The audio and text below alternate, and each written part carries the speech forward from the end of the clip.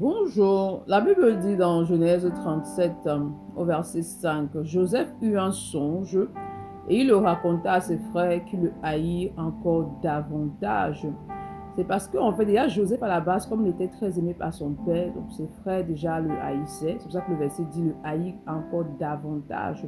Et lorsqu'il a eu le songe qui révélait en fait ce que Dieu devait faire avec lui, qui lui révélait sa destinée, il est parti innocemment raconter cela à ses frères en fait. Et là, c'était véritablement un manque de sagesse parce qu'il aurait pu discerner en fait justement l'attitude de ses frères envers lui.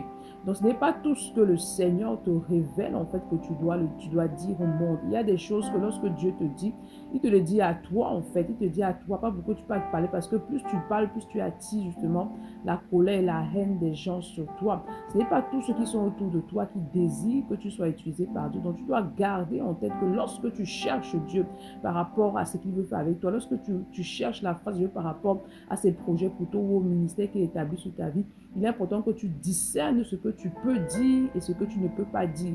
Cela va te permettre de demeurer en fait en Dieu et de vraiment demeurer en fait dans la protection éternelle parce que plus tu parles, plus tu attires les combats. C'est pourquoi ce matin, demande au Saint-Esprit d'accorder la grâce justement de tenir ta langue en bruit, demande de donner la sagesse nécessaire pour savoir quoi dire et quoi ne pas dire. Bonne journée, shalom.